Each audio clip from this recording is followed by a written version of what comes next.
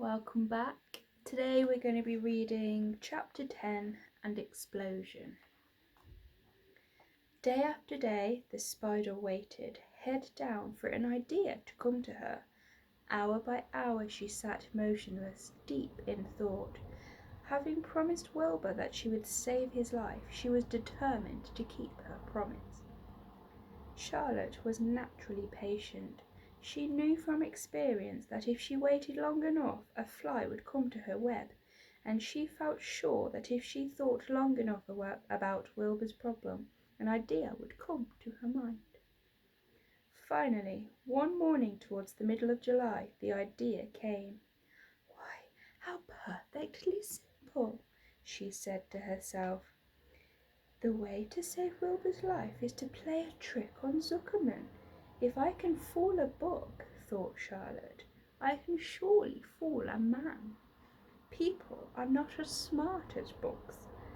Wilbur walked into his yard just at that moment. "What are you thinking about, Charlotte?" he asked. "I was just thinking," said the spider, "that people are very gullible." "What does gullible mean?" "Easy to fool," said Charlotte.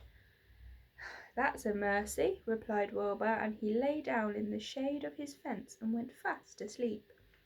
The spider, however, stayed wide awake, gazing affectionately at him and making plans for his future.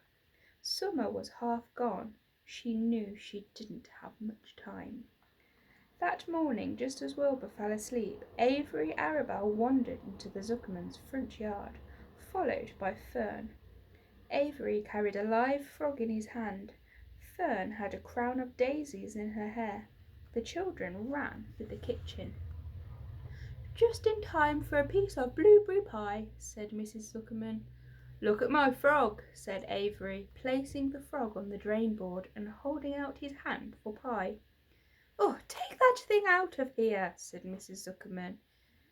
"He's hot," said Fern. "He's almost dead, that frog." "He is not," said Avery. "He lets me scratch him between the eyes." The frog jumped and landed in Mrs. Zuckerman's dishpan full of soapy water. You're getting your pie on you," said Fern. "Can I look for eggs in the hen house, Aunt Edith?" "Run outdoors, both of you, and don't bother the hens." "It's getting all over everything," shouted Fern. "His pie is all over his front." "Come on, frog," cried Avery. He scooped up his frog. The frog kicked, splashing soapy water onto the blueberry pie. "Oh, another crisis," groaned Fern. "Let's swing in the swings," said Avery. The children ran to the barn. Mr. Zuckerman had the best swing in the county. It was a simple, long piece of heavy rope tied to the beam over the north doorway. At the bottom end of the rope was a fat knot to sit on. It was arranged so that you could swing without being pushed. You climbed on a ladder to the hayloft. Then, holding the rope, you stood at the edge and looked down and were scared and dizzy. Then you straddled the knot so that it acted as a seat. Then you got all up your nerve, took a deep breath, and jumped. For a second you seemed to be falling to the barn floor far below, and then suddenly the rope would begin to catch you, and you would sail through the barn door going a mile a minute, with the wind whistling in your eyes and ears and hair. Then you would zoom upwards into the sky and look up at the clouds, and the rope would twist, and you would twist and turn with the rope.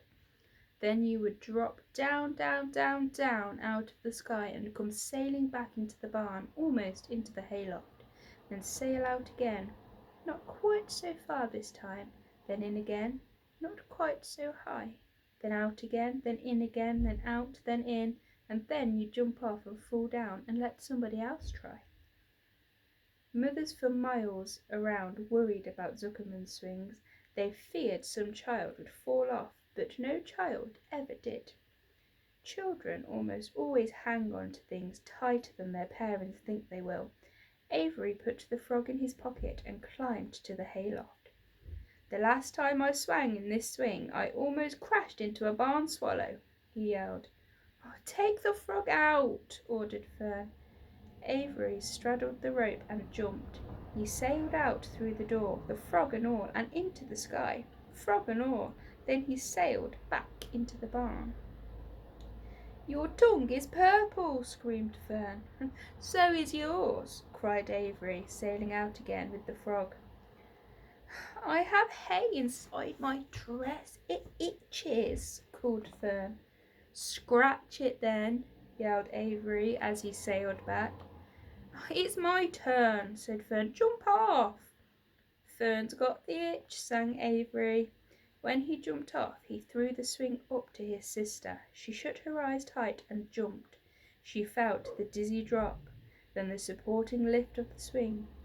When she opened her eyes, she was looking up to the blue sky and was about to fly back through the door. They took turns for an hour. When the children grew tired of swinging, they went down towards the pasture and picked wild raspberries and ate them. Their tongues turned from purple to red. Fern bit into the raspberry that had a bad tasting bug inside it and got discouraged. Avery found an empty candy box and put his frog in it. The frog seemed tired after his morning in the swing. The children walked slowly up towards the barn. They too were tired and hardly had energy enough to walk. "Let's build a tree house," suggested Avery. "I want to live in a tree with my frog."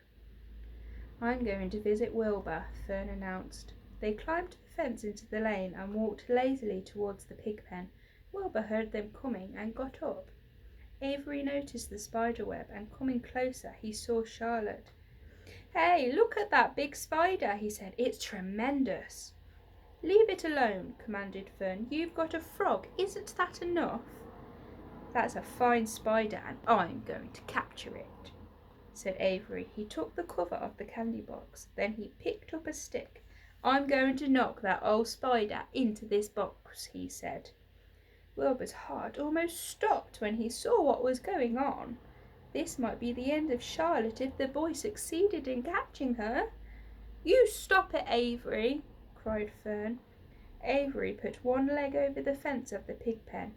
He was just about to raise his stick to hit Charlotte when he lost his balance. He swayed and toppled and landed on the edge of Wilbur's trough.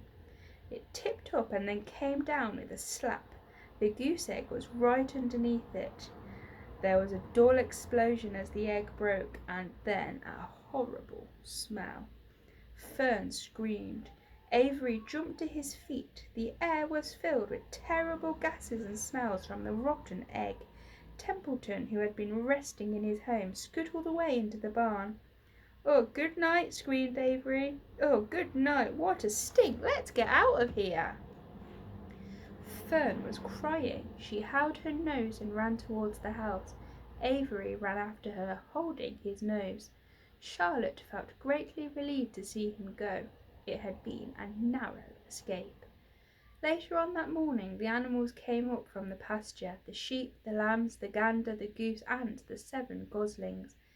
There were many complaints about the awful smell, and Wilbur had to tell the story over and over again of how the Arabelle boy had tried to capture Charlotte, and how the smell of the broken egg drove him away just in time. "It was that rotten goose egg that saved Charlotte's life," said Wilbur. The goose was proud of her share in the adventure. "Oh, I'm delighted that the egg never hatched," she gabbled. Templeton, of course, was miserable over the loss of his beloved egg, but he couldn't resist boasting. "It pays to save things," he said in his surly voice. "A rat never knows when something is going to come in handy. I never throw anything away." "Well," said one of the lambs, "this whole business is all well and good for Charlotte, but what about the rest of us? The smell is unbearable. Who wants to live in a barn that is perfumed with rotten egg?" "Don't worry, you'll get used to it," said Templeton. He sat up and pulled wisely at his long whiskers, then crept away to pay a visit to the dump. When Lurvy showed up at lunchtime carrying a pail of food for Wilbur, he stopped short a few paces from the pig pen. He sniffed the air and made a face. "What in thunder?" he said, setting the pail down. He picked up the stick that Avery had dropped and pried the trough up. "Oh, rats!" he said. "Phew, I might have known a rat would make a nest under this. Oh, how I hate a rat!" And Lurvy dragged Wilbur's trough across the yard and kicked some dirt into the rat's nest, burying the broken egg and all of Templeton's other possessions. Then he picked up the pail. Wilbur stood in the trough drooling with hunger. Lurvy poured. The slops ran creamily down around the pig's eyes and ears. Wilbur grunted. He gulped and sucked and sucked and gulped, making swishing and swooshing noises, anxious to get everything at once. It was a delicious meal. Skim milk, wheat middlings, leftover pancakes, half a doughnut, the rind of a summer squash, 2 pieces of stale toast, a third of a ginger snap, a fish tail, 1 orange peel, several noodles from a noodle soup, and the skin of a cup of cocoa, an ancient jelly roll, a strip of paper from the lining of the garbage pail, and a spoonful of raspberry jelly. Wilbur ate heartily. He planned to leave half a noodle and a few drops of milk for Templeton. Then he remembered that the rat had been useful in saving Charlotte's life, and that Charlotte was trying to save his life, so he left a whole noodle instead of a half. Now that the broken egg was buried, the air cleared and the barn smelt good again. The afternoon passed and the evening came. Shadows lengthened. The cool and kindly breath of evening entered through the doors and windows. Astride her web, Charlotte sat moodily, eating a horsefly and thinking about the future. After a while she bestirred herself. She descended to the centre of the web, and there she began to cut some of her lines. She worked slowly but steadily, while the other creatures drowsed. None of the others, not even the goose, noticed that she was at work. Deep in his soft bed, Wilbur snoozed. Over in their favourite corner, the goslings whistled a night song. Charlotte tore quite a section out of her web, leaving an open space in the middle. Then she started weaving something to take the place of the threads she had removed. When Templeton got back from the dump around midnight, the spider was still at work. What is that clever little spider up to now, I wonder?